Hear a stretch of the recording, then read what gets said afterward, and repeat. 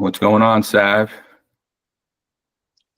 What's going on, John? It's good I'm to up see you. here. I'm up here in the New York area, and where are you?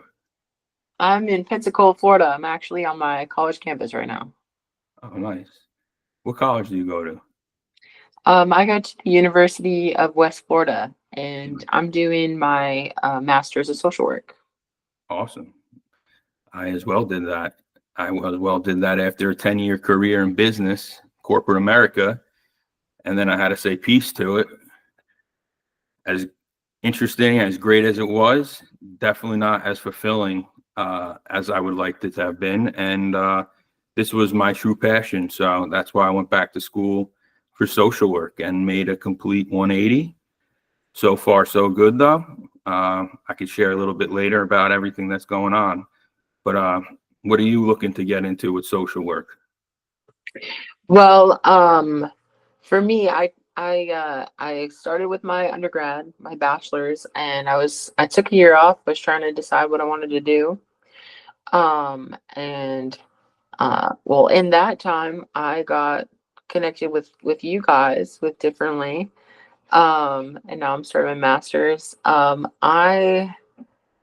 mean, I just have a passion for working with people and helping to see people flourish. So I think maybe one day like I'll go into therapy or maybe private practice, something like that. All right, there you go. Did you know that there's over 15 areas of life and over 15 different types of social workers out there?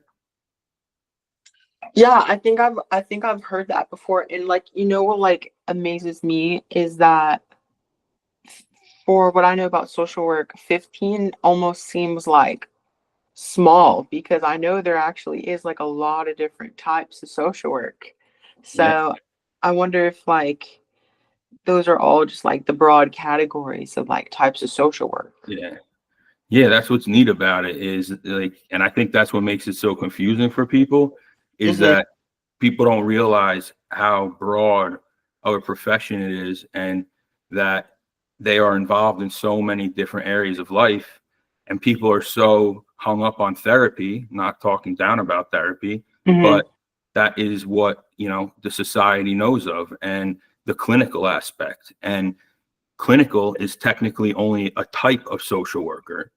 It is not the predominant type. So a lot of time there's confusion about that, but clinical is just a type, and there's no reason to forget about all the other types because they're out in the field and they're the ones a lot of times doing the work that a lot of people would never even dare to be doing, going in people's homes, working with underserved populations. But that's what makes social workers so unique and you know so special. Unfortunately, they're so overlooked. So I'm just looking forward to being able to promote social work more with you and really bring the social work community together and also raise them up, because right now social workers are just they're hidden. And I like to call social workers the healers of society. And as we go forward, I think you'll understand why we call it that. But yeah, I think everybody should know about social work because we are here to help people. And I think right now there's a lack of help out there. And that is what Differently is all about. It's about connecting people with social workers to get help on all different levels and not flood the therapy system. Yeah, that's right, John. And especially in, just modern day life, I feel like we're bombarded with a lot of information, and sometimes that can just be very overwhelming and confusing. And one of the things a social worker can do is act as uh, a guide to help you navigate all of Yeah. these different things like systems and whether that's the legal field, school, or medical or whatever you need. Yeah, and that's the thing about social work. There's so many different types, and they're the ones working on the ground. They're the ones working in the hospitals, the prison system, the schools. I mean, they're the ones who have the firsthand experience, firsthand the knowledge. So literally there is no better person to talk to than a social worker. And it's just sad that we haven't had access to social workers for so long. So that's just what's unique about it. And I'm excited to be able to continue to talk about it. I should probably introduce myself, and you should probably introduce yourself about a little bit more of your background from a lived experience standpoint. You know, I'm John Gesumaria, founder of Differently. One aspect that, for the past 15 years that I've thrived on and believe so much on is lived experiences. And that's why Differently is built on the idea that support can be provided through common lived experiences. Therapy is a must and a necessity, but it is not a one size fits all.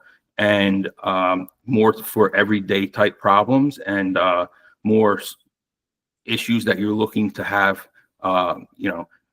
resolved, and provided direction. That's where Differently comes in. And you're being able to talk to somebody who's gone through it.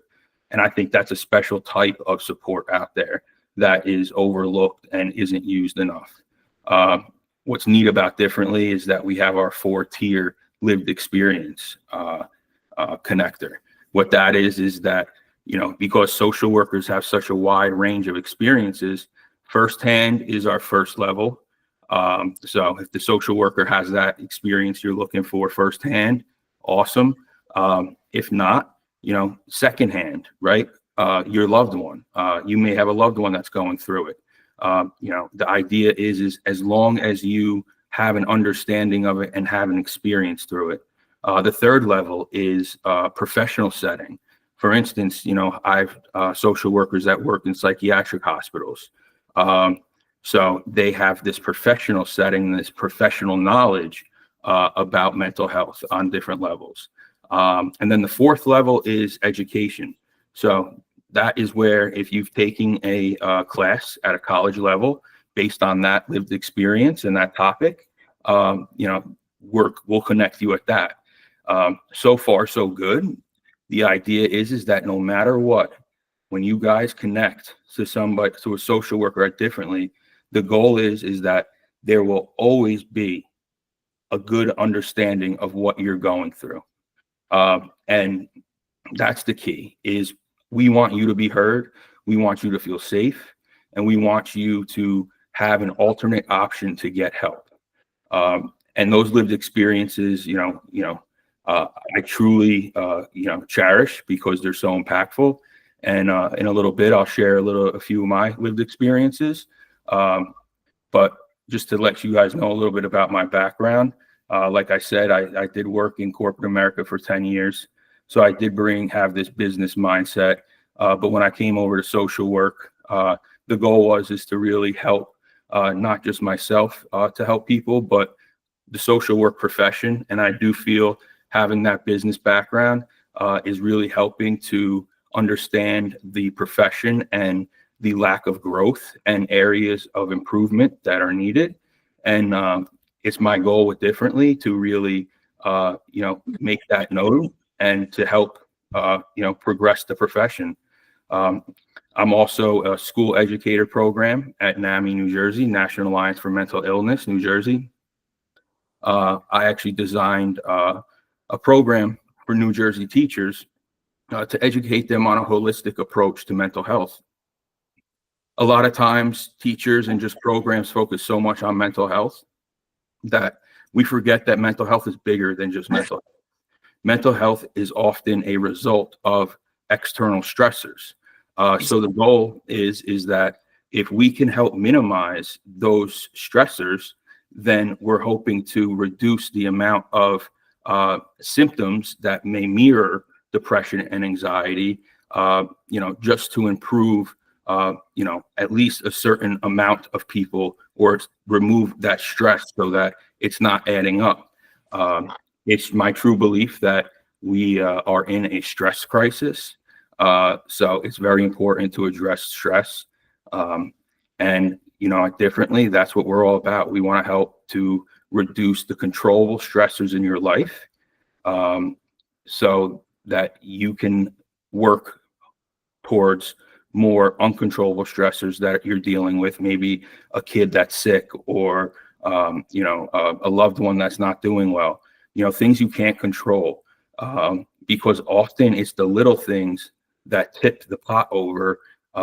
So we want to make sure that you have somebody to go to make sure that pot doesn't tip over, and cause interference with yourself, or with your loved one. Then I also am intensive inter-community therapist. So I work with kids that come through the state, and families. I go to their homes and I work directly with them.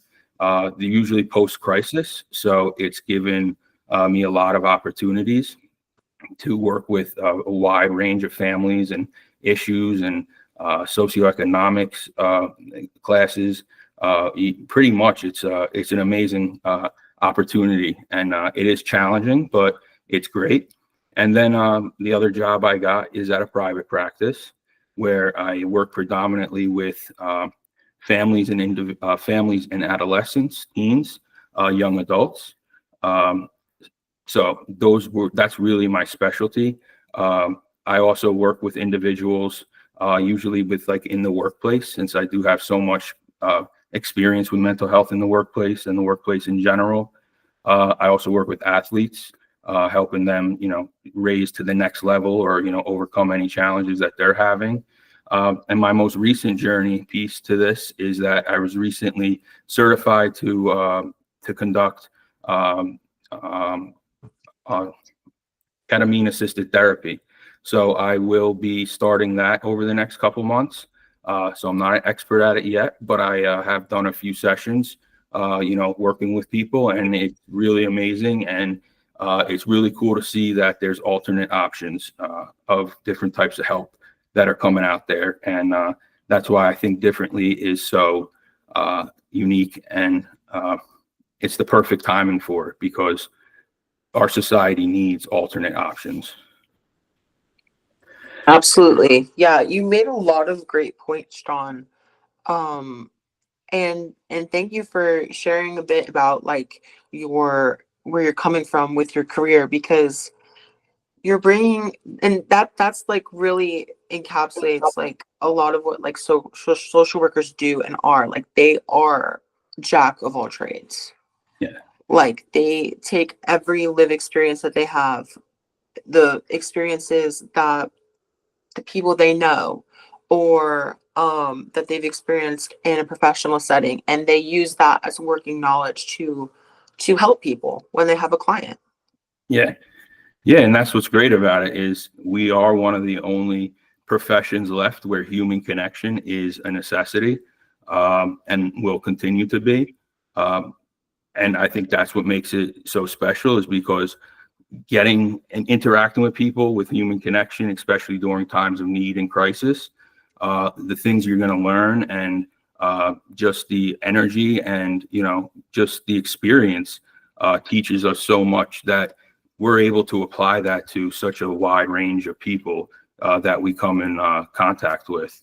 And I think, and I'm going to say it again, that's what makes us so special. And that's why I so encourage people to just open up their minds, and not think of social work besides anything but we're here to help you no matter what. None of these things that people may think of us as. There's a lot of times, there's a lot of thought or say that a social worker is someone who comes in and takes your kid. Well, that is not 100% true. And if that ever does happen, I want to let you know, it is extremely hard for someone to come in like that and remove your kid. And I just want you guys to know that if that happens, that is because that kid is truly in danger and is unsafe. And the only intention that we have is to protect that child.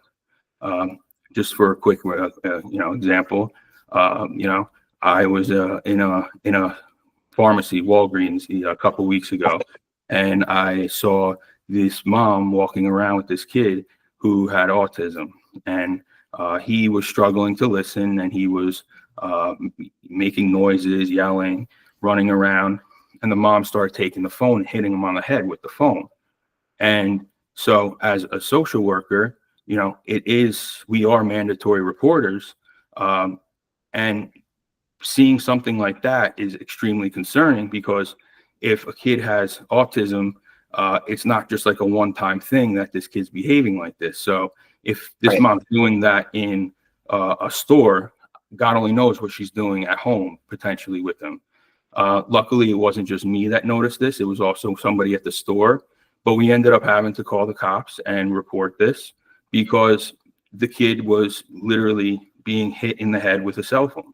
And Right. if people want to come at me and say, I'm going and taking people's kids, well, I want you to think of that story and put yourself in that position, and put yourself thinking about yourself as that kid who is getting hit in the head with a cell phone. And every single time that myself or the worker came by, he ran to us and held our hand. So it just goes to show you that Yeah. we're not there to take the kids. If this is just a misconception, and I just want to reiterate that it's truly for the kid. And for instance, the mom didn't even lose the kid, right? All that happened is that now there was going to be a social worker that went to the house and followed up to make sure that the kid is safe at home. So once again, it is extremely hard for that to happen, and I don't want people to think that is what social work's all about. So we are so much more than that, and we bring so much to the table that I don't think the average person has access to. So that's what Differently is. It's bringing this wide range of experience to the average person, to the everyday person. Right, because a lot of people have issues that need help now. Either they can't wait to go, be assigned a social worker by some agency or something, or you don't know how to even get a social worker or get help. Yeah. And that's what Differently is here for. They're saying this is how you can access help. We actually have a network, a community of social workers that we are building that together have so much knowledge, and is like a powerhouse Yes, for support. exactly. The actual definition, right, of social work is to, help people overcome life challenges, advocate for them, and provide them with the resources that they need to overcome, the challenges that they have. So, I mean, it is right from the beginning that was our responsibility, and it continues to be. It's just that over this past 100 years of the profession, it has it became very isolated and very segmented, where a lot of these non-clinical social workers had just been immersed into these hospitals and prison systems and all of these other areas of the government and agencies. And when that happens, there's only a few amount of people that have access to that. And that's why going around, people have no idea what social work even is. But little do they know that when they're talking to me and I'm giving them all this information, and they may not look to me as a social worker because they're friends or families or I'm volunteering, but that is exactly what you're getting. You're getting the information right from the source. And that's how part of this came up was, we are constantly doing things and giving information to people. I am not money hungry. I am not looking to become multi-millionaire off of this. What my goal is to make this affordable so people can access social workers and get the support they need.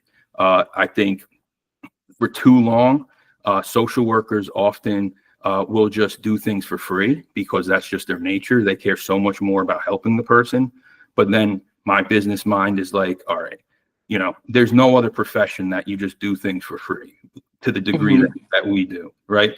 So I think it's fair to say that these social workers who are extremely underpaid already to, to be somewhat compensated for their knowledge and expertise. No other profession has to deal with that. And that's one of the big things about the social work profession is that it lacks people to be advocates for it. We're always advocates for people, but there is really no one to be an advocate for the profession. And that's where Differently comes in. We really want to make that push to really raise social work up and recognize it for what it truly is, and to also get social workers fair pay. And that's something that, I've dedicated and have said to myself, I'm going to do until the end of my life, that I am going to make a difference with social work, and also going to make a difference with our mental health and support systems in this state, in this country. So that's really, at the core of all of this. So please, we're going to put some posts, some information in our posts and everything, where you guys can go and learn more about social work and read up on. But it's a very cool, profession that I think more people would get into if it was understood properly. I agree. Yeah, you did a great job of explaining some of the misconceptions about social work and more of the actual reality of social work, and the current state of the field. So I think you did a great job on that. Um, is there anything else you wanted to say about social work, or did you want to segue into some of your lived experiences? Yeah, just the last thing to say about social work is that I'm only here because of social workers. And you'll hear a little bit about my lived experiences and my journey that started way when I was really like in kindergarten or so. But my mom's a social worker. I had social workers throughout all of my school years, even in college. So I've always been, supported by social workers. And I think that's what also makes this so, important, is because I wouldn't be here without social workers. And, they just go overlooked so much. And, and it's real neat because my mom is also one of the social workers at Differently, bringing her 25 years of experience as a school social worker. So, I mean, you just can't beat that. So if you're somebody looking to speak about or learn about your kid's school, or just about IEPs, 504s, anything like that, that is exactly what this is all about. You get to meet with a social worker that literally has 25 plus years in the field, bringing it directly to you. Yeah, it's a lot better than a Google search. I would say so. And with all this, fake news, this and that. And also, I will say, a lot of times when I talk to people, when they're searching for stuff, they are usually not in a happy mood. And they're like, oh, this is great. I have to go search for mental health conditions for my kid. You're normally right in a very vulnerable state, and that agitated, easily get frustrated. And you want to try and minimize any type of confrontation with your loved one, because you're getting annoyed that you can't find the right information. And that's where this comes in. It's like, forget the internet, just sit down with a professional and get the answers you need to move forward and build that relationship, so that if you need to talk to them again, they're just a phone call away. Absolutely. You put that perfectly, John.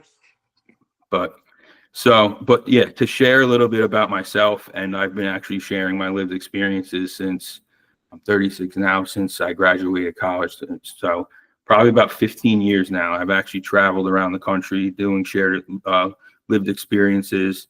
I had an opportunity to guest lecture at Columbia University on stigma, which was really neat.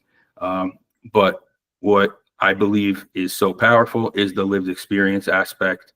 I even am a crisis intervention trained, so I work with cops and on how to de-escalate situations when there's a crisis call, and make sure that they understand how to de-escalate that properly. And I think I do that through lived experiences, so it's extremely important. So just to share a little bit about my past and my lived experiences, you know, first as a kid, you know, I started off ADHD. Nowadays, everyone has ADHD, so I don't know how it's looked at now or not or so. I just think that society has made things, you know, challenging for a lot of people who aren't able to, say, learn the same way as others, and we're constantly being tried to be fit into a box. And I think it's just going to show, it's showing that I don't think people necessarily have all this ADHD. I think it's that our system isn't allowing each of us to be who we are and our unique abilities and our way of thinking, because they want us to be a certain way. So that has always lived with me, and, you know, still today. When I was a kid, I was diagnosed with auditory processing disorder, dyslexia, language-based disorders. I actually didn't learn how to read and write till I was in 4th, 5th grade. I was really challenged with that. Don't worry, I can read today and write. It's that, you know, I'm still working on it, but it's pretty good now. But, you know, it was hard and it was really challenging. And once again, the only reason I got through it was because of my mom, who's a social worker and knew what help I needed, or else, you know, I wouldn't have. So once again, that goes out to the social workers, and nobody would have known that. Then, you know, throughout life as a kid, you know, I was diagnosed with depression when I was younger, which ultimately became bipolar 2 when I was older, because when you're younger, they tend not to try and give a label like bipolar, because, you know, you're growing. We don't know whether or not, you know, the behavioral aspect is due to true mood disorder, or is it just environmental? So Right. we try not to put that label on our youth. But it's been a journey ever since 6th grade, having to live with, you know, this mood disorder, being on medications ever since I was in 6th grade, hospitalized. I used to self-harm, suicide ideation, you know, you name it. I had been through it. And I think that's what helps me today to connect so well with the youth and adolescents and families, is because I bring in that lived experience. Then there's also, I dealt with a lot of PTSD, post-traumatic stress syndrome. I was involved in a lot of life-altering traumatic events that, you know, I could touch on later, you know, down the road. But, you know, they really shook my life up and altered everything about me. At the time, it was devastating. Looking back, the way that I was able to grow from it has been helpful. But still to this day, it's still very difficult for certain times because of those experiences.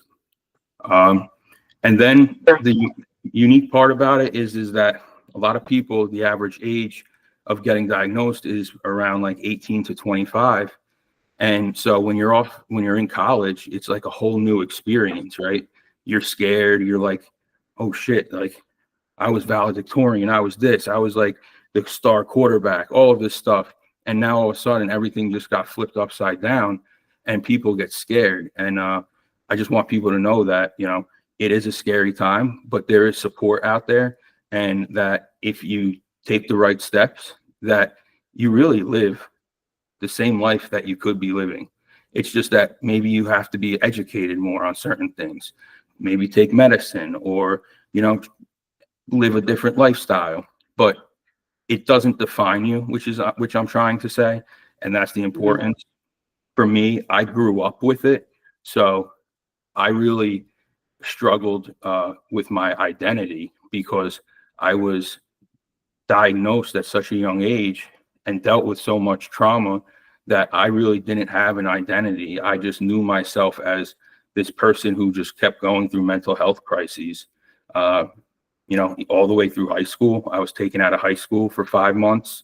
to work, into intensive outpatient program, all of this stuff. So I really didn't feel like I had an identity until, I found the game of lacrosse, and that was really my outlet. And from there on, that was what my passion was. And that's why it's so important to be able to find something that you love and you're able to use as an outlet and also as a motivator. So would you say that lacrosse helps you with your resilience? 100%. Yeah. I think resiliency is one of the key to life, because no matter what, we are going to face ups and downs. We're going to face challenges. I personally think, working with the youth now for so long, we are not helping our youth by not allowing them to face adversity, not allowing them to fall and have to get back up, because all of those opportunities are to help build for the future, for when you are in the real world, after college, and you're going to have to deal with these ups and downs. And I think we see it more and more that people aren't necessarily, depressed, but they're just struggling to manage their day to day. And, and that's causing a lot of stress, and a lot of times stress, or the fight or flight, causes natural body reactions, and really it's like sadness, anxiety. But in today's society, we just focus and we automatically now call it depression, which I could speak on later about. But it's so important about resiliency. I think all of my experiences have made me literally bulletproof, in the sense of getting through barriers, and that's why I'm setting out to do what I want to do with really transforming and revolutionizing the mental health and support system and social work, because honestly, I just don't give a shit anymore, because I know that anyone that comes in my way, that's fine, because they're not going to bother me. They're not going to stop me. And I am very dedicated. I've been doing this for 15 years now, and sacrificed all of my 20s to it for these days. And I swear I will. I really don't give a shit who comes who comes in front of me, because I know what I'm doing is for the better. Yeah, and from your story, like, I can see how you started in one place and you ended up in another, now with years of work experience and starting your own company, something that really aligns with your values and works to make the world a better place. I think it's really awesome how you took all these experiences and you said, you know what? I know I'm not the only one who has experienced these things, and I'm going to do what I can do to turn it around and use this to help others. Exactly. Yeah. I think the biggest thing is I remember lying in the hospital bed when I was in college after an injury that was wild, that that forced me not to be able to play in a bunch of games, including my conference championship. That was devastating at the time. But I sat there, and the only way in order for me to get through everything that I've been through is, ever since then, I believed that everything happened for a reason, and that, I just needed to focus on bringing all of this stuff to life and connecting with people and making sure that people feel heard. And the biggest thing is that because I went through a lot of this stuff, one of the biggest problems that's happening in today's society, even with other people who are trying to fix the system, it's very clinical based. And when we think about clinical, it's very textbook based. It's very you have to fit this criteria. And don't get me wrong, clinical is important, but I do not believe that that's the solution to our future. And I think by having all of these different experiences and believing that, you know, they all happen for a reason and I'm going to put them to use, is that I listen to people ever since I graduated. I mean, forever, as long as I can remember, but definitely since I graduated college, I just listened to people. I listened to what the problems were. I didn't assume what the problems were. I didn't assume that we're short, that we have a shortage of therapists, which I don't necessarily believe. I think we just don't use our resources well. But I listen to people. And that's the thing. I talk to people. I immerse myself into the communities. I want to hear from the people on the ground what is up, what is going on. Because in order to fix something, you have to truly be immersed in it. And just a quick story about that. You know, in the workplace, I was very big into mental, and still am, mental health in the workplace. And I was part of all these organizations, and I was just doing so much work with it. And towards the, you know, probably my 8th year at my company, you know, disclosing your mental health was a big thing. You know, do you disclose? Do you not disclose? If you disclose, is it going to come back and haunt you? Or is HR going to tell your boss? Or there is all of these concerns, which still are today. And for me, I knew that that was one of the biggest issues out there and still is today. So what I did is, once again, I just said, fuck it. I was like, I'm just going to go. I literally said to myself, I'm going to disclose my mental health condition, all my learning disabilities, because for the sole purpose of wanting to understand what it felt like and what the process was to go through the disclosure process and to understand what the conversations were like, what the feelings were like, because the only way to truly improve that is you have to experience it. And I truly believe you can't change things unless you truly understand them from the inside out.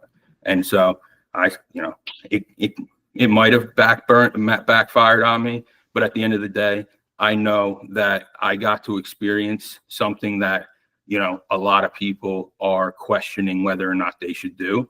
So, you know, and that's why when I went back to school, I actually focused on mental health in the workplace. Like, that was what I wanted to do. And I actually designed a future workplace with social workers. And that was like the original Differently. And, you know, I'd love to share more about the workplace down the road, but, you know, that was the original vision. And then, of course, now I have this whole workplace vision, you know, all built out, but companies aren't ready for it. And who am I? I'm just a no name. So people aren't going to come and, you know, buy something from me or implement something from me, even though I know that it's accurate and it will help. Companies may not like it because we're holding them accountable, but but for the employees and the people that matter, it's for them. Yeah, and you've made a lot of good points. And I really like that you wanted to understand, because I mean, obviously you know what it's like to struggle with a disability, but going through that process with the workplace, I know that a lot of people share that concern, because whether it's a mental health diagnosis or a physical health diagnosis, that's a very real stressor. And the big thing is accommodations, right? So once I got through, then they're like, oh, well, what accommodations do you need? I'm like, I don't know. I thought that's what you guys could help me out with, but no. Right. So it's like, you know, it's a lot of stuff in companies, they state like they're prepared to take action on things, but they're really not. I mean, you know, at the end of the day, some companies try better than others, but at the end of the day, you know, it's, you know, the support and what's needed isn't necessarily provided to the staff and the employees that they need to do well. So, for example, if someone was struggling with what to do with their disability in the workplace, how to get accommodations, how do you think differently would be able to help them? Yeah, so I mean, that is a perfect question and a perfect example about differently. So, for instance, I myself is a social worker at Differently, and there's probably other social workers out there that have experienced, the disclosure process as well. But for instance, you would come to Differently, you would sign up, you would have that free call in the beginning. I would, we listen and we understand where the issue is, and then we'll work with you to provide you, one, with a listening ear. Two, we'll help you understand your conditions and what maybe accommodations there are out there that can be used. Three, we'll even help to, practice having the conversation, because, you can be as prepared as you want, but once you sit down in front of that HR person, the room starts spinning. So Okay. it's all about, being prepared. And then just ongoing support, right? We're not trying to lock you in for like week in, week out sessions, but after we help you with that stuff, say a couple weeks later, you have a question or something comes up, all you got to do is just purchase one of our rides, we call them, and and then you could just set up another conversation and get the information and the support that you need. So, like I said, it's a perfect example of showing how we're literally bringing the professional right to you, where you don't even need to worry about whether or not, am I doing something right or not? Because Mm. there's so much stuff out there, and people these days are so like, am I right? Am I wrong? Is this the right thing to do? Is it not the right thing to do? And people are always second guessing, because in this society today, it's so effed up that, we're always fighting ourselves in understanding whether or not we're doing the right thing. So just come to Differently and stop fighting yourself, and just allow us to work with you and to help you understand what you need in order to move forward. Yeah, that's great, John. I was wondering, would you mind if I share a little bit about my lived experiences Oh, without a related to doubt. that? Well, without a doubt, because I want to know more. She's worked with us for I guess like 5 6 months, 5 months now. I've been waiting to hear about your lived experiences. So without a doubt, please. I know if you want to share a little bit, starting just from your from a younger age, and then kind of, work up through there, and that would be awesome. Yeah, I feel really inspired because I think we've been through some similar things actually. Um like for example, growing up with ADHD but undiagnosed, and then getting diagnosed with autism later in life. That was a big struggle for me because when I was little,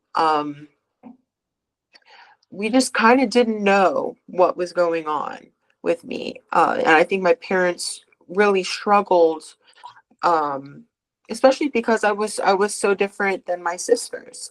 Like, what do you do when your child has like a meltdown, like a tantrum, because the clothes are itchy?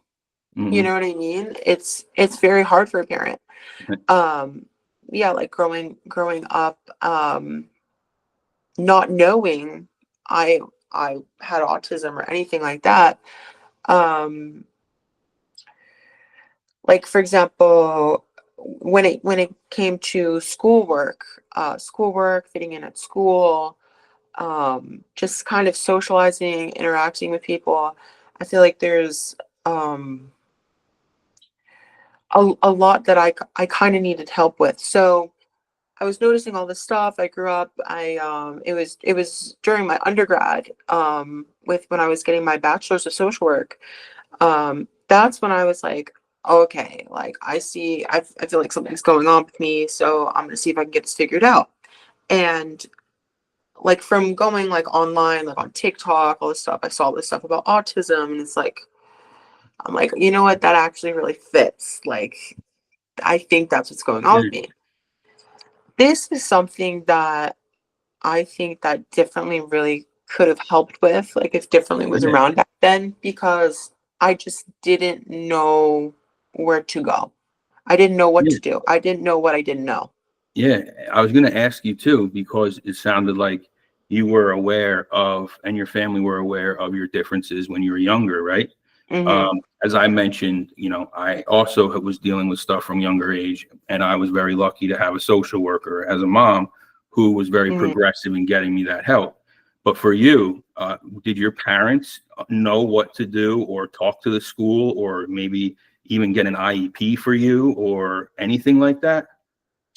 Yeah, so what I think really was showing up was all the secondary effects of that. So for example, you were talking about depression and anxiety not always being like um the main source of the issue, but maybe could be like a Yeah. symptom of an uncontrollable stressor.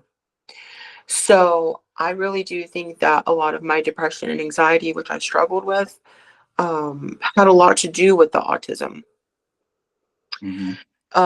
My mom is actually a social worker as well, Oh, uh, look at but that.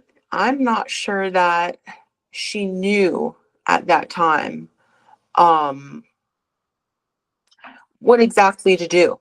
Mhm. Um, so what I had to do when I got into my undergrad is, and actually learning how to be a social worker myself, I had to go and um, basically search in my community, search online. I went to like Autism Pensacola, and they referred me to a counselor, and then that counselor wasn't right, and then I had to keep So going.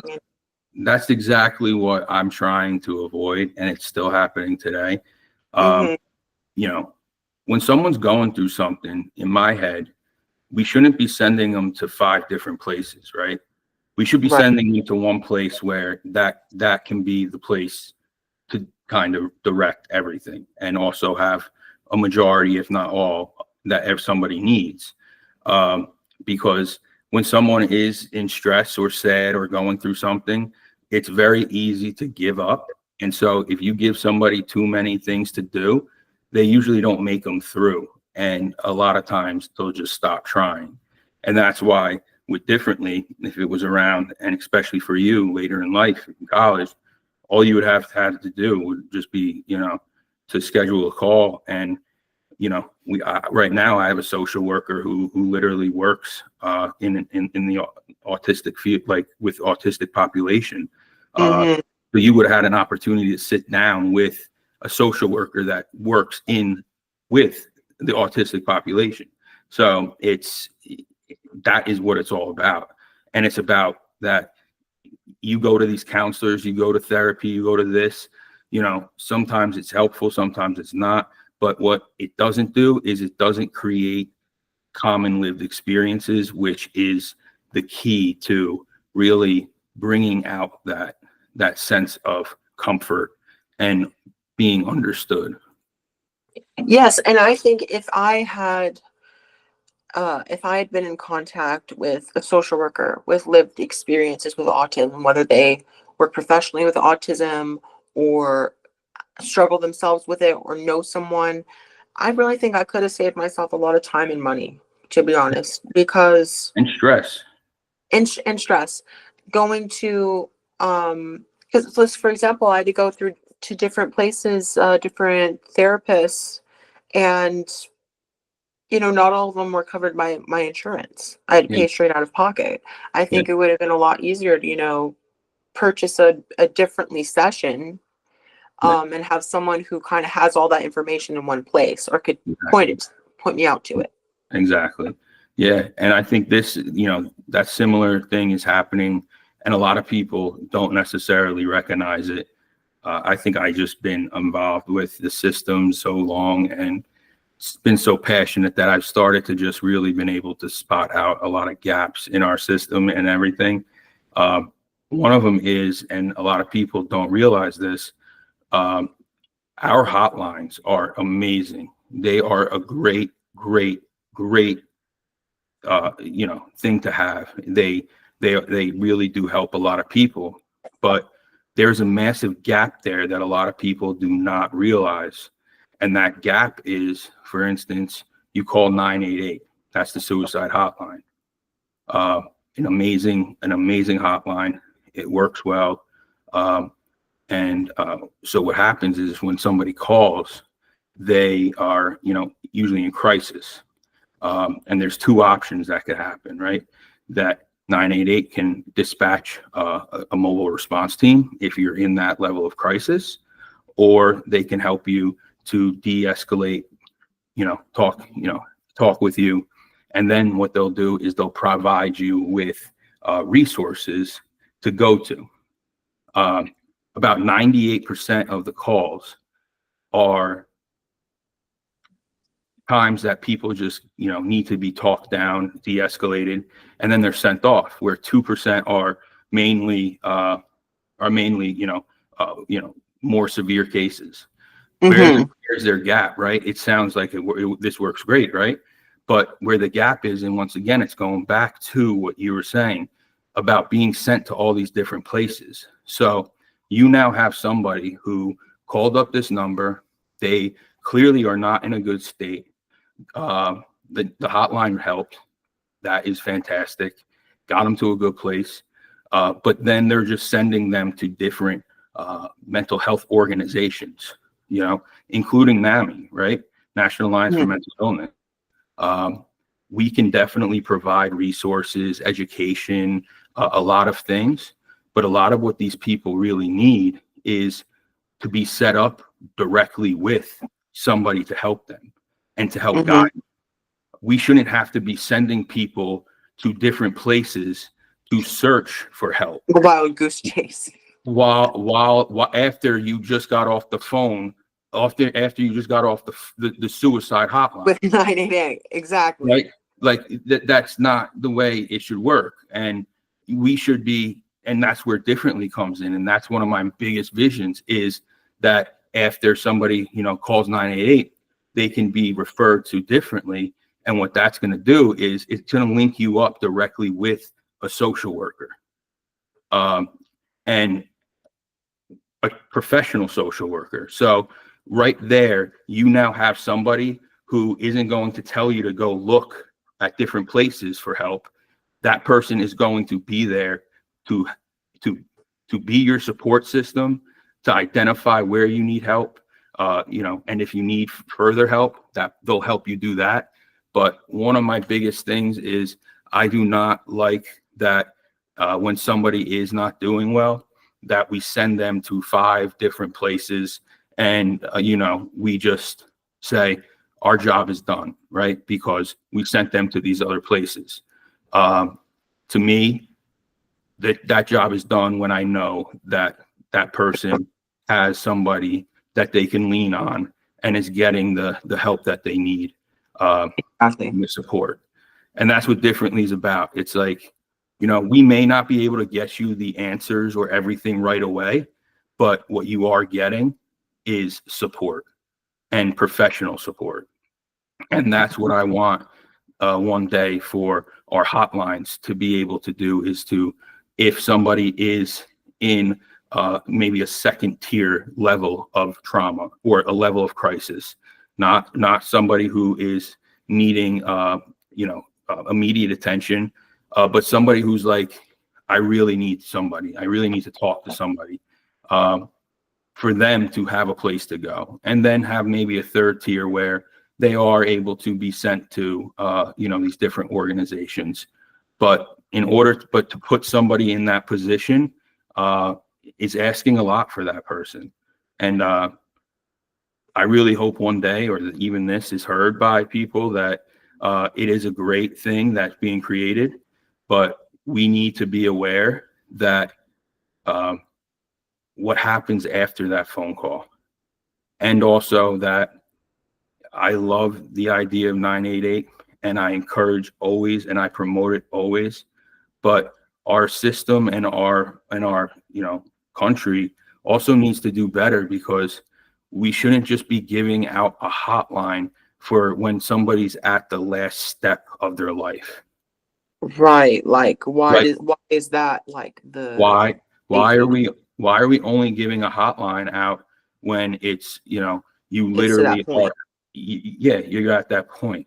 And that's where Differently comes in. It's about having and creating that relationship with social workers. And that's why I think non-clinical social workers are the answer and key to resolving our societal crisis right now in all aspects. Yeah, I'm just so like happy and excited that Differently is up and running now, because um it's the missing piece of the puzzle. It is. And it Differently isn't. Social workers are. There And you go. the crazy thing is that we have everyone scrambling around looking for answers to all of these problems. We need more therapists. We need this. We need that. And realistically, the solution has been around for over 100 years. The profession's 100 years old, right? And literally, we just never actually thought about utilizing it in a way that it can be used for the everyday person. Uh, and also that, unfortunately, the social work world has, sadly minimized non-clinical social workers. There's usually like this little, you know, it's sad, because I'll talk to non-clinical social workers and we'll be like, yeah, we're not clinical, because clinical gets all of the attention. And to be honest with you, non-clinical social workers are an amazing group of people, and the experience they bring is from the field and not necessarily from a clinical textbook. Right, because like not everything has to or is ideal to be like focused on DSM, mental illness, mental health diagnosis, because not everything can adequately be described by one of those diagnoses. Not everyone's coming in with like a true mental health condition. A lot of the time, like you said, it is a stress crisis, or it is like you mentioned to me before off the call, like the ACEs, the adverse childhood experiences. Like Yeah, um trauma plays a huge role in mental health and just daily functioning. Even if yeah, you're not at that clinical kind of threshold for yeah, symptoms, you can still be really needing yeah, help. yeah. And not just that, like, people don't realize, like, when you properly go to therapy and you do the work, like when I was sophomore year, I was out of school for 5 months, and I had Mm. to do the work to get better. And I had to relive all of my experiences. I had to relive the pain, everything. Uh, it was one of the hardest things I've ever done. And so when we're asking people to come to therapy, or they're coming to therapy to work on themselves, a lot of times people aren't ready to actually, dive deep in to, their past, Right. because it takes a lot, and people are busy, or they just maybe aren't there emotionally yet. So, there's different, levels that people need to be aware of too when it comes to therapy. But like you said, if you really think about and I've been actually doing a lot of research on this, if you actually think about our current mental health system, it Mm. never failed. It was never actually built to succeed. Yeah. And the reason for that is let's just think about mental health in general, right? Mhm. Prior to 2020, how many people do you think really went to therapy, for, to get support? I know there's a lot of people who went there for more mental health conditions, more Mhm. actual trauma type, but but that was still a very small amount of people. Even when you think about the different cultures, that don't go to therapy today, that means they didn't go to therapy before 2020. Men don't go today. They didn't go, in before 2020.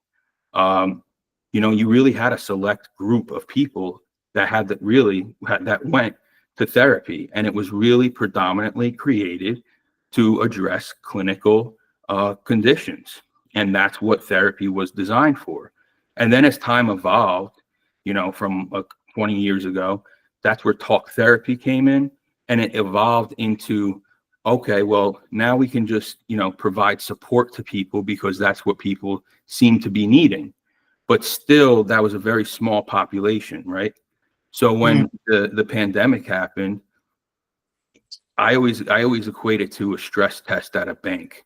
Like, they do a stress test to see how much that bank can handle before it breaks, basically, right? And so I think the pandemic was a stress test on our system, and it exposed the shit out of it because literally now you had everybody being stressed.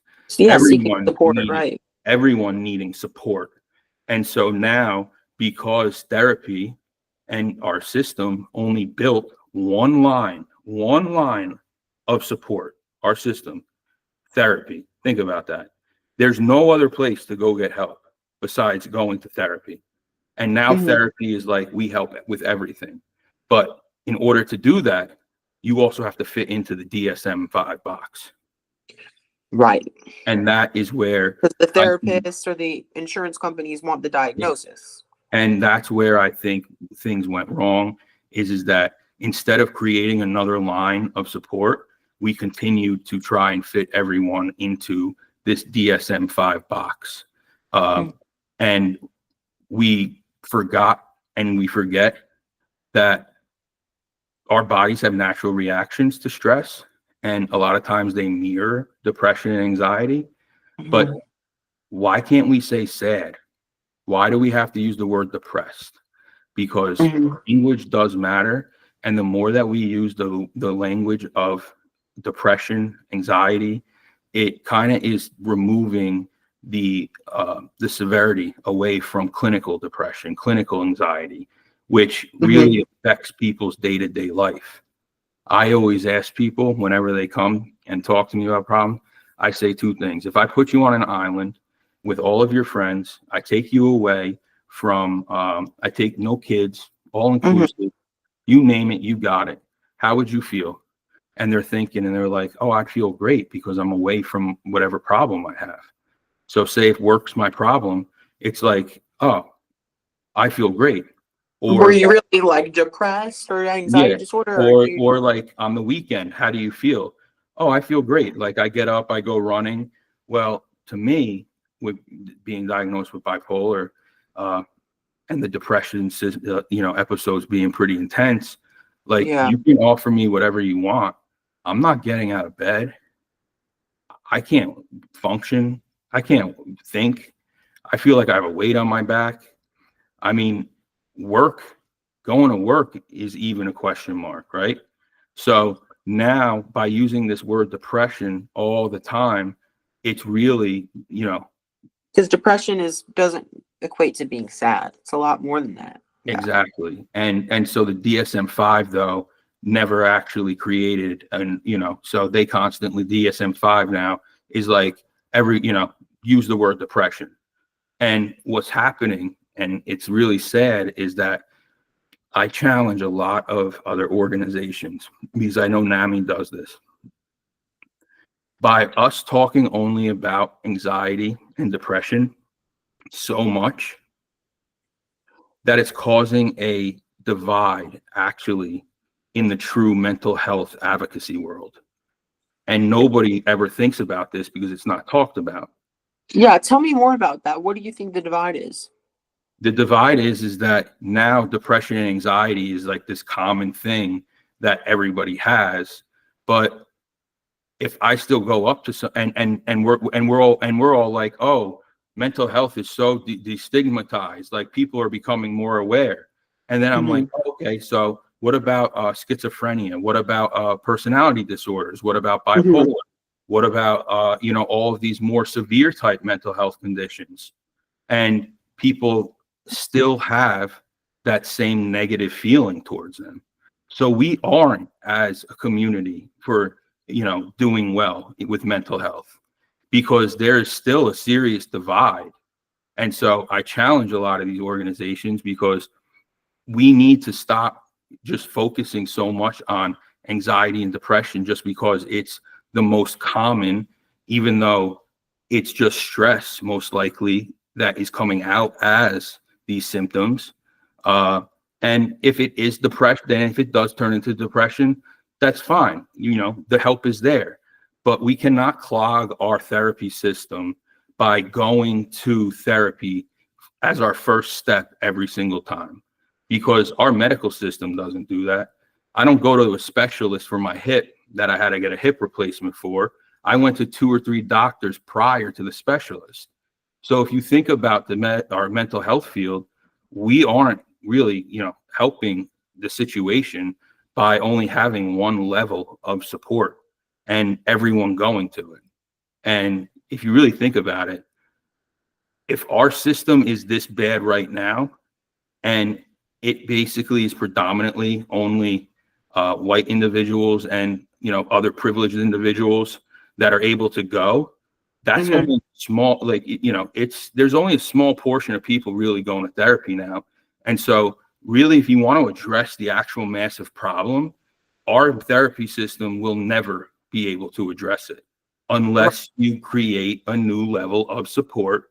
And that's what Differently is. There's over 800,000 social workers in this country. 250,000 are therapists. What all of those remaining ones, Right. those are the key to. That's all that untapped knowledge.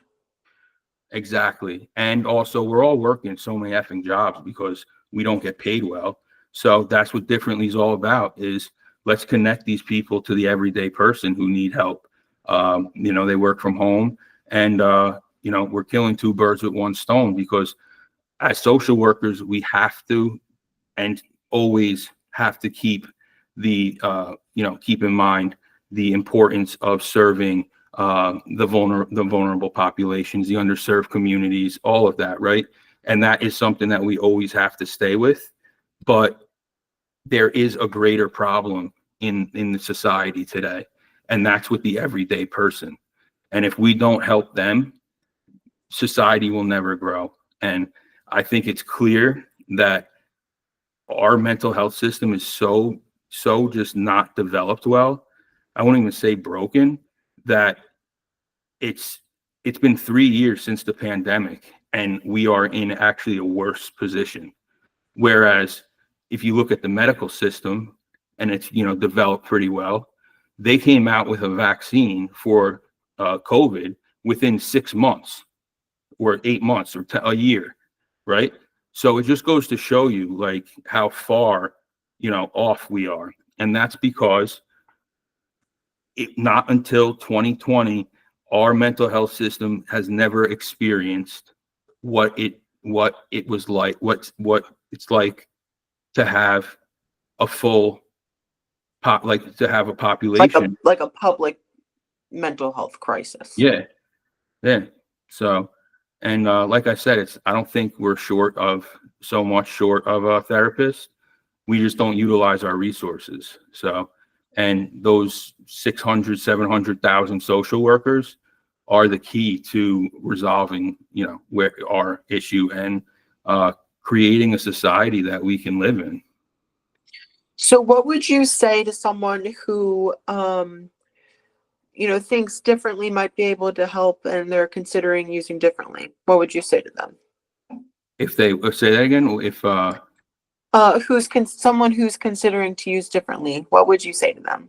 If someone, first off, just to know that, regardless of what you're going through, it can be extreme, non-extreme, anything like that, that you're coming to a safe place. Because every social worker is a professional. All of our social workers have MSWs or above. Majority of them are licensed. So we are actual professionals that can provide the support that's needed. So for anybody looking to come, it's like, just know that you are coming to a place that is safe, and that we will be able to help you find a solution, or whether it's just to talk. But it's important to know that the lived experience piece is what changes everything. Uh, if you're a parent, you can go to a therapist all day you want, right? When you go to therapy as a parent and you're talking about your kid who is, dealing with, a new mental health condition, therapy can help process the feelings, process all of that. And that's great, right? But therapy isn't so much going to give the concrete guidance, the concrete answers, going to know the ins and outs of what it's like to be a parent who is going through this or who has gone through this. So that's the difference, right? You're able to meet with somebody who has gone through it. And that's what people need. People need the different types of supports, because sometimes I'll have people come to therapy and they're looking for a solution, but in therapy, that is not what therapy is about. Therapy is more about your self-exploration, figuring things out. It's not about me. And that's where there's a huge lack. And that's what Differently brings to the table, is that you feeling of, I come here and I can get solutions and answers. Like truly holistically. Yes. Yeah. And the other thing is once again, we're professionals. So we are aware, if you do need therapy, that we will make that recommendation. I'm not trying to keep people away from therapy. I'm just trying to say, hey, work with us. Maybe you need therapy right away. Maybe we can try to resolve whatever you're feeling, with us. But if needed, we got your back with going to therapy too. So it's really like, this is the ultimate experience, and really the way that our mental health system should be set up, because there should be steps that you take, and therapy should be treated as a treatment option, not as the sole option. I agree. Yeah. So, but yeah, so there's a lot of work to be done. And I think, right now Differently hits a little wall because of just the social work piece. So I'm hoping whoever, out there hears this, it's, realize what social work is. And then also, we're definitely going to keep doing this, because the next time around, I want to hear more about Sav. I want to hear more about her story, because I know she has a really cool background. And then, also throughout the, weeks, I'll continue to share and dive a little bit more into my diagnoses, what it's like to have them, the medication, what it's like to, be in relationships with this. Just like how I had to hide all my medicine when I was in college because I was so scared of my roommate seeing it. So I would go in the bathroom to take it. Things like that. Things that people don't talk about. So, keep a lookout for, more of these videos, because we're not just going to talk about things. We're going to bring the truth. And the truth is what a lot of people are thinking and don't talk about because, of stigma, because of fear, or just the fear of other people knowing your business. But at the end of the day, we're all human and we all go through shit. So That's right. But yeah, so keeping a lookout, and thank you, Sav, for doing this. This was great. And anybody, I always want to make sure everybody knows, post, in the comment section, write down things that you want to learn about, right? Once again, I don't assume things, right? I want to know what you guys want to know, because that's what we can provide you as social workers. You can come up with a lot of different topics, and we got your back on them. So please let us know some of the topics that you want us to cover, and we can go in depth with them, and we could provide you a pretty solid education behind them. Yeah, we'll come in with the resources, the education, any topic. just let us know. So, but yeah, so this was great. I actually have to get heading to a house because I have a kid who's been in crisis all week. So I will be heading out over video games. Yes, our youth has a video game problem, a serious video game problem. Yeah, so that's All what right. Well, we can well, let's say bye to everyone and we can I'll see you. All right, guys, I'll see you. Take care. Bye. Great work, John. You too. I'll talk to you soon. Bye. All right. See ya.